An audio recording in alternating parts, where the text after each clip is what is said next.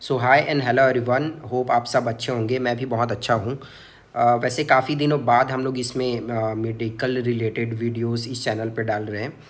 तो आप लोग को मैं बताना चाहता हूँ कि that we have started a new series in which what we will be doing is that कि we will be discussing some important topics in very short, actually. Okay, so here you can see I have mind maps of some of the very important topics of that medicine subject. If I get that other subjects also, then definitely I will discuss all those also. So यहाँ पे हम लोग क्या करेंगे, जो main main headings रहता है वो सबको हम लोग डिस्कस कर रहे होंगे। और मुझे लगता है ये तब हम लोग के लिए बहुत ज़्यादा इंपॉर्टेंट हो जाएगा जब हमारे एग्ज़ाम बहुत नज़दीक होंगे और हमारे सिलेबस क्योंकि बहुत ज़्यादा वास्ट है ही फाइनल ईयर के, तो हमारे पास उतना टाइम नहीं रहेंगे रिवाइज़ करने के लिए। तो ये छोटे छोटे वीडियोज़ हम लोग डालेंगे जिसको आप लोग लास्ट लास्ट में देख सकते हो, ताकि एटलीस्ट आपको नॉलेज रहे और मेन मेन पॉइंट हमको लास्ट में याद आ जाए, ताकि हम क्वेश्चन ना छूटे हमसे। ओके, सो वैसे आज हम लोग स्टार्ट करने वाले हैं, उसका टॉपिक का नाम है सिस्टिक फाइब्रोसिस। इसको हम लोग कौन कौन से हेडिंग में डिस्कस करे होंगे, जैसे कि डेफिनेशन हम लोग देखेंगे, pathophysiology, epidemiology, then clinical feature, investigations, management and prognosis. तो ऐसे हम लोग डिस्कस करे होंगे। और वैसे मेरे बहुत सारे आइडियाज़ आ रहे हैं ऐसे इसको रिलेटेड, जिसमें मैं अपने एक दोस्त को बगल में बैठ के हम लोग डिस्कस कर सकते हैं। तो ऐसे हम लोग प्लान करेंगे आगे, तो इसलिए ये बहुत ज़्यादा इंपॉर्टेंट है। आप मेरे चैनल को सब्सक्राइब कर सकते हो। ओके, तो आज तो मैं अकेले हूँ, तो चलो आज हम लोग जो डिस्कस करने वाले हैं, जो टॉपिक डिस्कस करने वाले हैं वो है सिस्टिक फाइब्रोसिस का। ठीक है, तो let's begin with the definition. तो डेफिनेशन क्या कहता है? So definition is cystic fibrosis is an autosomal recessive disorder. ये तो लिखना हमको बहुत ज़्यादा जरूरी है कि ये ऑटोजोमल रिसेसिव डिसऑर्डर है। ये कुछ आए ना आए हमारे मन में ये डेफिनेशन में आना ही चाहिए कि ऑटोजोमल रिसेसिव डिसऑर्डर है। ठीक है, और ये मोस्ट कॉमनली इनहेरिटेड होता है किन में? ये होता है कॉकेशियन इंडिविजुअल में। ठीक है, तो अब इसमें क्या होता है? इसमें होता है डिफेक्ट होता है। It is due to a defect in cystic fibrosis transmembrane conduction regulator.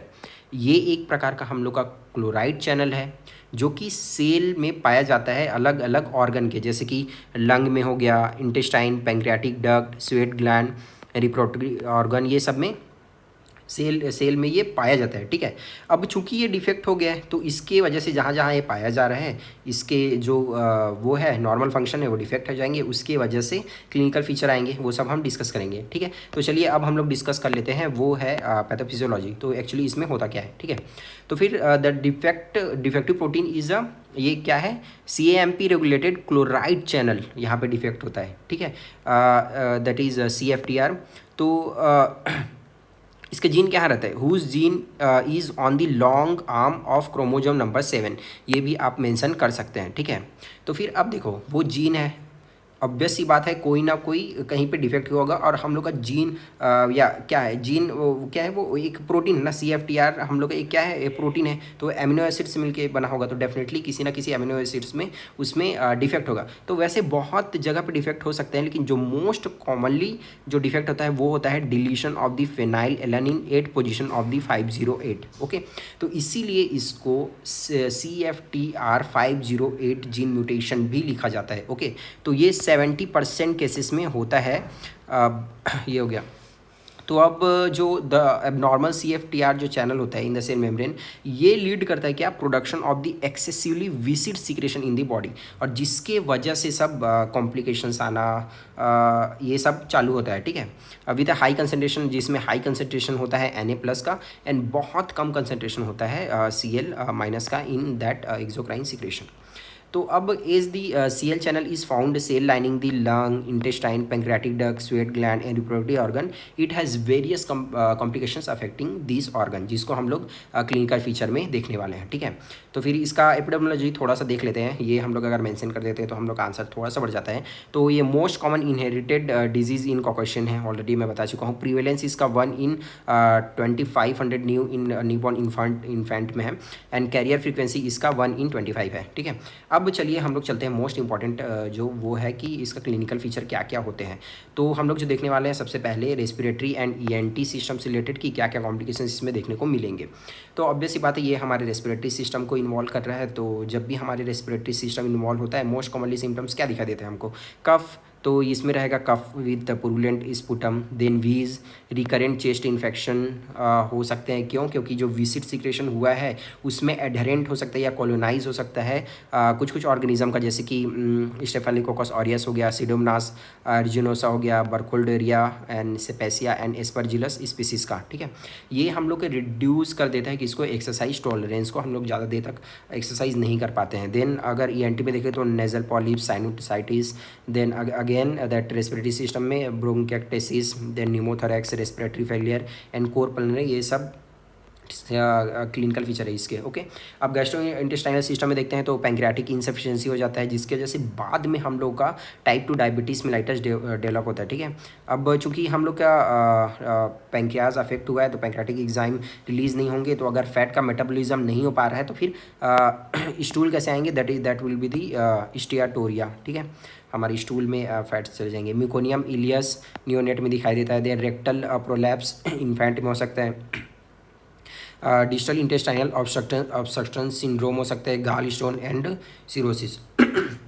Sorry, अब देख लेते हैं मिसलेनियस क्लिनिकल फीचर क्या क्या दिखाई देंगे। जैसे मेल इनफर्टिलिटी होता है, लेकिन हमको यहाँ याद रखना है कि यहाँ पे हम लोग का जो स्पर्म होता है उसमें कोई भी डिफेक्ट नहीं होता है। ठीक है, उसके मोटिलिटी में कोई डिफेक्ट नहीं होता है, वो अलग एक डिजीज़ है जिसमें होता है, लेकिन इसमें उसका मोटिलिटी कुछ नहीं होता। इसमें क्या मोस्ट कॉमनली एसोसिएटेड रहता है, ये रहता है congenital absence of the vas deferens and hence because of this there is male infertility is present. ठीक है, अब osteoporosis, arthritis, vasculitis, failure to thrive neonate and children में। ठीक है, हाइपरट्रॉफिक पल्मोनरी ऑस्टियो आर्थ्रोपैथी अब एंड फिंगर क्लबिंग। तो ये सब हो गए इसके क्लिनिकल फीचर जो कि बहुत ज़्यादा इंपॉर्टेंट है। अब देखते हैं हम लोग इन्वेस्टिगेशंस। तो इन्वेस्टिगेशन क्या क्या करवाएंगे। सबसे पहले बात तो अगर CFTR जीन म्यूटेशन है तो उसको न्यूबॉर्न स्क्रीनिंग टेस्ट से ही वो पता कर सकते हैं हम लोग। ठीक है, ये हम लोग पिकअप कर सकते हैं। ठीक, अब देखते हैं स्वेट टेस्टिंग, जिसको हम लोग क्लोराइड टेस्ट भी कहते हैं।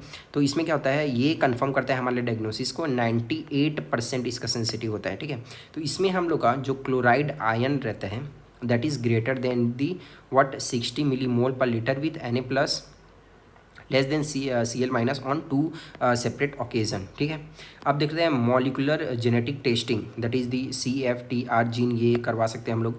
देन साइनस एक्सरे और CT opacification of the sinus is present in almost all patient with the cystic fibrosis. Chest x ray hyper inflammation and bronchiectasis changes को देखने के लिए। देन CT थोरेक्स करवा सकते हैं to help diagnose bronchiectasis. Then blood में हम लोग full blood count, urea, electrolyte, fasting blood glucose, liver function test and vitamin A, D, E करवा सकते हैं। ठीक है, लंग फंक्शन टेस्ट यूजुअली ये स्पायरोमेट्री, लेकिन ये अनरिलीवेबल रहता है किसमें, children that is less than the 6 year. Sputum microbiology करवा सकते हैं to isolate common pathogen that causes chest infection and semen analysis if that is the appropriate. Okay, अब देखते हैं कि इसका हम लोग मैनेजमेंट कैसे करेंगे। ठीक, तो वैसे तो इसको हम लोग 3 मैनेजमेंट इसका लिखना बहुत ज़्यादा जरूरी है। पहला है हम लोग का conservative management, then medical management and last that is the surgical management. तो कंजर्वेटिव मैनेजमेंट में तो ये इसमें मल्टी डिसिप्लिनरी अप्रोच रिक्वायर रहता है। ठीक है, तो रेगुलर एटलीस्ट हमको twice daily chest physiotherapy and postural drainage करवाना पड़ता है। ठीक, ये हो गया। डीप ब्रीदिंग एक्सरसाइज हम लोग बोलेंगे कि पेशेंट को कि ये करें। ठीक, हाई कैलोरी डाइट लेना पड़ेगा इंक्लूडिंग हाई फैट इंटेक भी हमको लेना पड़ेगा। ठीक है, routine vaccination and annual flu job, ये होता है हम लोग का vaccination for influenza virus, that is the influenza के लिए हम लोग वैक्सीनेशन करवा सकते हैं। ठीक है, अब देखते हैं मेडिकल मैनेजमेंट इसमें कैसे करेंगे। तो रेस्पिरेटरी इनहेल्ड और नेबुलाइज्ड ब्रोंकोडायलेटर दे सकते हैं हम लोग। प्रोफाइलेक्टिक एंटीबायोटिक्स दे सकते हैं क्योंकि अगर वो कॉलोनाइज कर लेगा। ठीक है, तो recombinant DNAs, nasal steroid for polyps, mucolytics agent, high dose ibuprofen में slow progression of the lung disease and specially in the children. अब लीवर डिजीज़ में हम लोग यूर्सो डिऑक्सीकोलिक एसिड यूज़ करते हैं। ठीक है, पैंक्रियाज हम लोग का अफेक्टेड है तो ऑब्वियस सी बात है पैंक्रियाटिक एंजाइम हम लोग का सप्लीमेंट देना पड़ेगा बाहर से, taken with the meals and multivitamins and insulins also may be required. Okay, then bisphosphonate. अब देख लेते हैं सर्जिकल में तो फिर बहुत ज़्यादा डिटोरिएट हो गया है तो फिर हमको हार्ट एंड लंग ट्रांसप्लांट भी करना पड़ सकता है एंड लीवर ट्रांसप्लांट भी करना पड़ सकता है। अब देख कर लेते हैं इसका prognosis. So is we are knowing कि there is no current cure for that cystic fibrosis and estimated survival for a child born now is around 40 to 50 years and most death are due to that respiratory failure only.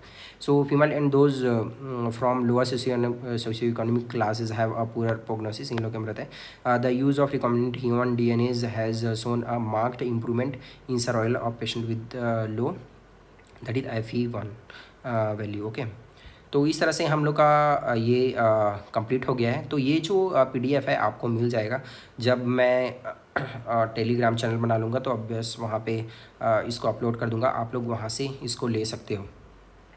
तो hope guys आपको ये समझ आया होगा और अच्छा भी लगा होगा, तो डेफिनेटली आप मेरे इस वीडियो को लाइक कर सकते हो। तो ऐसे ही हम आगे वीडियो लाते रहेंगे और अगर आपकी तरफ से कुछ सजेशन है तो डेफिनेटली आप कमेंट में लिख सकते हो। Okay, thank you so much, मिलते हैं हम लोग नेक्स्ट वीडियो।